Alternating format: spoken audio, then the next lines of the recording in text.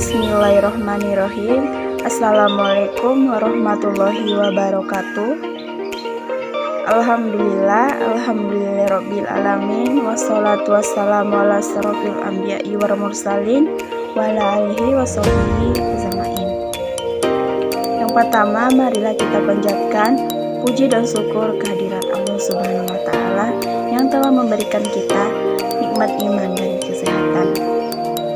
Yang terhormat Bapak Muslim MPDI dan yang kami sayangi teman-teman atau rekan-rekan seperjuangan. Kami dari kelompok 12 yang terdiri dari 3 anggota yang masing-masing bekerja sama untuk menyelesaikan tugas ini. Video ini dibuat untuk menyelesaikan tugas mata kuliah pendidikan nilai dan karakter dengan dosen pengampu Muslim MPDI. Oke, langsung saja. Ini media presentasi dari video kami. Baiklah, saya Indah Sari Mulia. Di sini saya akan memandu video presentasi pada kesempatan kali ini. Tapi sebelum membahas lebih lanjut, izinkan kami perkenalan terlebih dahulu.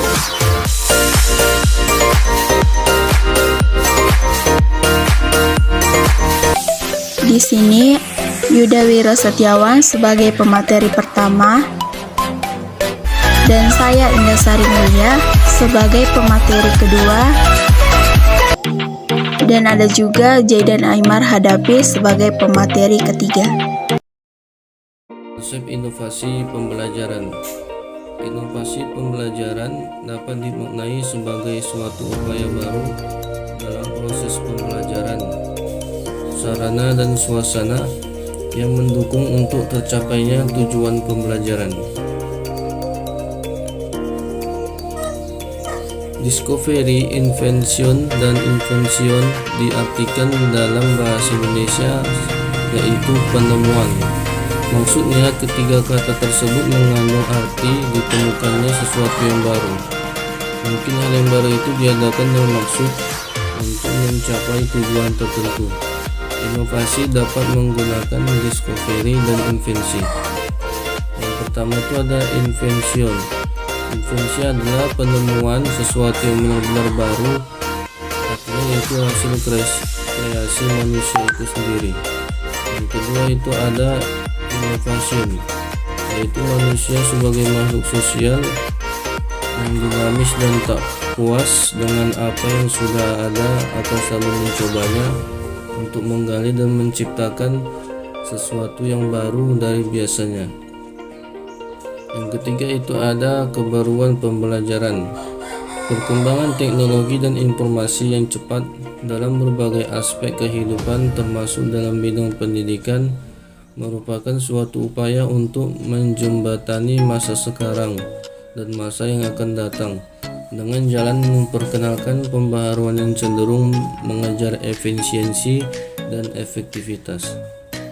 Mungkin itu yang dapat saya sampaikan sebagai presentator pertama untuk menambah pengetahuan kita mengenai model pembelajaran PCT ini. Selanjutnya yang akan dijelaskan oleh presentator kedua, yaitu Saudari Indah Sari Mulia. Baiklah, saya Indah Sari Mulia sebagai pemateri kedua. Di sini saya akan menjelaskan tentang model pola pembelajaran berbasis value clarification atau VCT. Value clarification teknik atau yang sering disingkat VCT merupakan teknik pengajaran untuk membantu siswa dalam mencari dan menentukan suatu nilai yang dianggap baik dalam menghadapi suatu persoalan melalui proses menganalisis nilai yang sudah ada dan tertanam dalam diri siswa. Nah, teknik yang digunakan pada VCT dapat berupa angket dan tanya jawab. Dari pendapat para ahli, dapat dipahami bahwa VCT adalah salah satu teknik pembelajaran yang dapat memenuhi tujuan pencapaian pendidikan nilai. Kelemahan yang sering terjadi dalam proses pembelajaran nilai atau sikap adalah proses pembelajaran dilakukan secara langsung oleh guru. Artinya, guru menanamkan nilai-nilai yang dianggapnya baik tanpa memerhatikan nilai yang sudah tertanam dalam diri siswa. Akibatnya sering terjadi benturan atau konflik dalam diri siswa karena ketidakcocokan antara nilai lama yang sudah terbentuk dan nilai baru yang ditanamkan oleh guru. Nah, di sini ada komponen-komponen dari model pembelajaran VCT, yaitu unsur yang pertama sintakmatis. Sintak model VCT menurut Jahiri. Yang pertama, penentuan stimulus, penyajian stimulus, penentuan pilihan, menguji alasan, penyimpulan dan pengerahan, serta tindak lanjut. Nah, masuk unsur yang kedua, prinsip reaksi.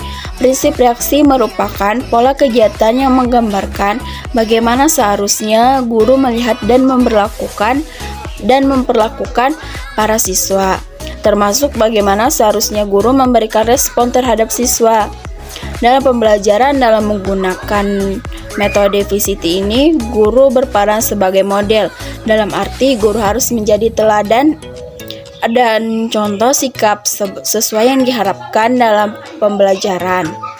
Unsur yang ketiga, sistem sosial. Sistem sosial merupakan pola hubungan guru dengan siswa pada saat terjadinya proses pembelajaran. Dalam pembelajaran menggunakan model VCT ini, kegiatan kelas berorientasi pada pemecahan masalah baik secara individu, kelompok, ataupun kelas. Masuk unsur yang keempat, sistem pendukung. Sistem pendukung merupakan segala sarana, bahan, dan alat yang diperlukan untuk menunjang terlaksananya proses pembelajaran secara optimal. Dalam pembelajaran menggunakan model VCT ini, sistem pendukung yang diperlukan dari segi kondisi lingkungan fisik yaitu ketersediaan sarana dan prasarana yang mendukung seperti papan tulis dan LCD untuk menampilkan masalah dilematis. Unsur yang kelima, dampak instruksional adalah hasil belajar yang dicapai atau yang berkaitan langsung dengan materi pembelajaran. Nah, jadi dampak instruksional merupakan kemampuan siswa yang diperoleh setelah dilaksanakannya pembelajaran. Secara umum, dampak instruksional yang dimiliki siswa setelah mengikuti pembelajaran menggunakan model pembelajaran VCT ini diantaranya yaitu siswa dapat menyebutkan pengertian globalisasi, siswa dapat menyebutkan pengaruh globalisasi pada makanan, minuman, dan sebagainya. Nah, baik, cukup sekian dari penjelasan saya. Wassalamualaikum warahmatullahi wabarakatuh. Assalamualaikum warahmatullahi wabarakatuh. Saya Zaidan Aymar Kadafi sebagai pemateri ketiga. Metode, pendekatan, dan sistem pendukung untuk melaksanakan model pembelajaran VCT. Model pembelajaran VCT adalah teknik pendidikan nilai di mana peserta didik dilatih untuk menemukan, memilih, menganalisis, membantu siswa dalam mencari dan memberikan mengambil sikap sendiri mengenai nilai-nilai hidup yang ingin diperjuangkannya. Penelitian ini menggunakan desain penelitian eksperimen dengan pendekatan quasi eksperimental design. Alasan peneliti memilih penelitian eksperimen karena suatu eksperimen dalam bidang pendidikan dimaksudkan untuk menilai pengaruh suatu tindakan terhadap tingkah laku atau menguji ada tidaknya pengaruh tindakan itu. Tindakan di dalam eksperimen disebut treatment, yang artinya pemberian kondisi yang akan dinilai pengaruhnya. Penelitian ini bertujuan untuk mengetahui pengaruh-pengaruh penerapan metode VCT terhadap peningkatan partisipasi dan hasil belajar PKN siswa yang berupa penilaian sikap. Selanjutnya, langkah, teknik, dan proses model implementasi pembelajaran VCT. Langkah-langkah pembelajaran VCT. Yang satu ada kebebasan memilih, yaitu memilih secara bebas, memilih berbagai alternatif, dan memilih setelah dilakukan analisis pertimbangan. Yang kedua ada menghargai, yaitu perasaan senang dan bangga atas nilai dan menegaskan nilai yang menjadi pilihannya. Yang ketiga ada berbuat, yaitu kemauan dan kemampuan untuk mencoba melaksanakan dan mengulangi perilaku sesuai dengan nilai pilihannya. Sekian dari saya. Wassalamualaikum warahmatullahi wabarakatuh. Baiklah, izinkan saya di sini untuk memberikan kesimpulan dari materi-materi yang telah disampaikan.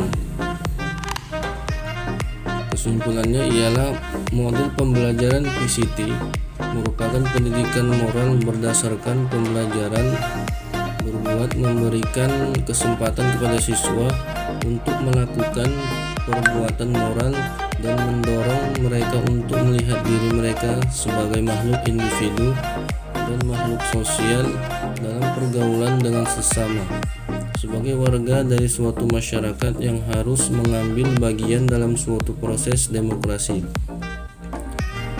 Inovasi pembelajaran dapat dimaknai sebagai suatu upaya baru dalam proses pembelajaran dengan menggunakan berbagai metode pendekatan, sarana, dan suasana yang mendukung untuk tercapainya tujuan pembelajaran. Invensi adalah penemuan sesuatu yang benar-benar baru, artinya hasil kreasi manusia. Dan juga inovasi disebut dengan suatu ide, barang, kejadian, metode yang dirasakan atau diamati sebagai suatu hal yang baru. Pembaharuan mengiring perputaran zaman yang berputar sesuai dengan kurun waktu yang telah ditentukan. Salah satu karakteristik VCT sebagai suatu model dalam strategi pembelajaran sikap adalah proses penanaman nilai dilakukan melalui proses analisis nilai yang sudah ada sebelumnya dalam diri siswa, kemudian menyelaraskannya dengan nilai baru yang hendak ditanamkan. Mungkin itulah kesimpulan dari yang dapat saya sampaikan. Kurang lebihnya saya saat ini. Wabillahi taufiq wal hidayah. Wassalamualaikum warahmatullahi wabarakatuh.